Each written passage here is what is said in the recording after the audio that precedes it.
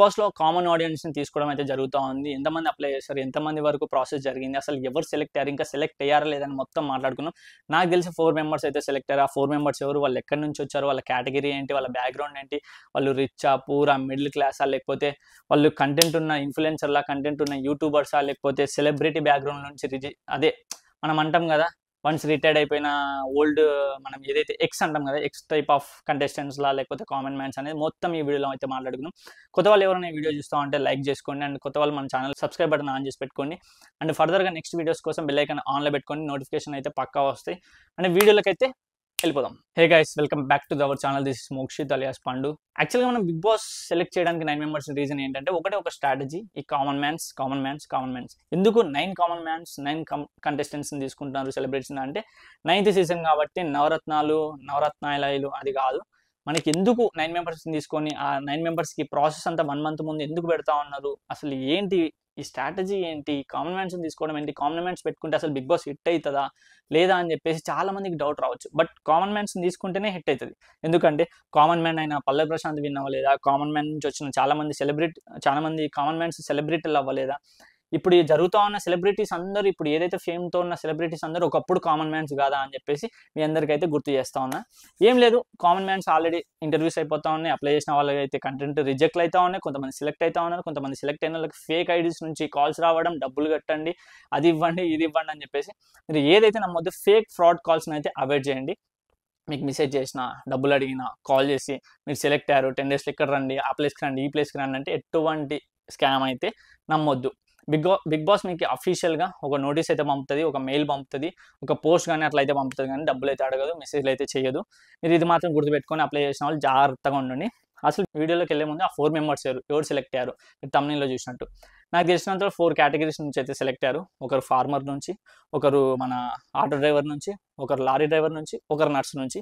ఈ 4 కేటగిరీస్ నుంచి అయితే 4 సెలెక్ట్ అయ్యారని అయితే నాకైతే తెలిసింది. అందులో ఒక లేడీ, 3 జెంట్స్ అయితే ఉన్నారు, ఒక ఉమెన్, 3 మెన్స్ అయితే ఉన్నారు. ఈ 4 మెంబర్స్లో 3 మెంబర్స్ మెన్స్, 1 ఉమెన్. ఎవరు అంటే కేటగిరీస్ మీకు ఆల్రెడీ చెప్పాను, ఒక నర్సు, ఒక ఆటో డ్రైవరు, ఒక లారీ డ్రైవరు, ఒక మన ఈ ఫార్మర్ అని చెప్పేసి. ఈ కేటగిరీ నుంచి ఎందుకు సెలెక్ట్ అయ్యారు, ఇంకా వేరే కేటగిరీ లేవా అంటే, ఈ కేటగిరీ వాళ్ళని తీసుకుంటే చాలా మటుకు చాలా కేటగిరీస్ నుంచి బిగ్ బాస్కి రేటింగ్ వస్తుంది, బిగ్ బాస్కి టీఆర్పీ వస్తుంది, బిగ్ బాస్కి చాలా మంది చూసే ఛాన్స్ ఉంటుంది. ఎందుకంటే ఫార్మర్ నుంచి తీసుకున్నామంటే అదొక సింపతి గెయిన్ అవుతుంది, ఫార్మర్స్ అందరూ చూసే ఛాన్స్ ఉంటుంది. అరే మన ఫార్మర్ వెళ్ళాడు. ఇప్పుడు ఫార్మర్ తీసుకుంటే ఫార్మర్ నుంచి బ్యాక్గ్రౌండ్ నుంచి వచ్చిన ప్రతి ఫార్మర్స్ ఏం ఆలోచిస్తారంటే, మన ఫార్మర్ నుంచి ఒకరు వెళ్ళారు, మన విలేజ్ నుంచి ఒకరు వెళ్ళారు అనే థాట్ పడుతుంది కాబట్టి వాళ్ళకి ఫార్మర్ని టార్గెట్ చేస్తారు. ఇంకో ఆటో డ్రైవర్ని ఎందుకు తీసుకుంటే, ఆటో డ్రైవర్ మార్నింగ్ నుంచి కష్టపడి ఆయన కష్టాన్ని, ఆయన రియలిస్టిక్ని, ఇఫ్ ఇన్ కేస్ ఆటో డ్రైవర్నే తీసుకుంటారా అంత కష్టపడేటోని అంటే కాదు.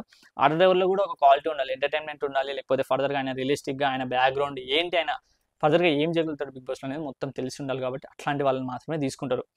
ఎందుకు తీసుకుంటారు ఈ ఆటో వాళ్ళని, డ్రైవర్ని, నర్సులని, ఫార్ములా అంటే మీకు ఆల్రెడీ చెప్పాను. వాళ్ళ దగ్గర నుంచి ప్రతి ఒక్క కంటెంట్ నుంచి, ప్రతి ఒక్క బ్యాక్గ్రౌండ్ నుంచి వాళ్ళకి టీఆర్పీ పెరుగుతుంది, వ్యూస్ పెరుగుతాయి, ఆడియన్స్ వస్తారు, గ్యాదర్ అవుతారు, ఇంప్రెషన్ పెరుగుతుంది. కాబట్టి ఇట్లాంటి కేటగిరీస్ నుంచి తీసుకుంటా ఉన్నారు.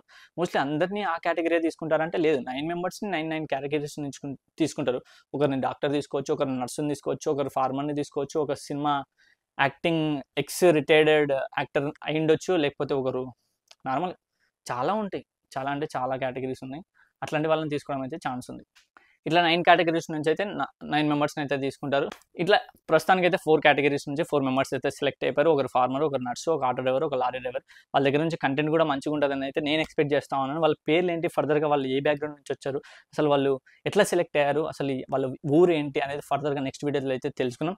ఈ వీడియో అయితే ఇంతవరకు నచ్చినట్టయితే లైక్ చేసుకోండి, కొత్త వాళ్ళు ఎవరైనా మన ఛానల్ చూస్తుంటే సబ్స్క్రైబ్ చేసుకోండి.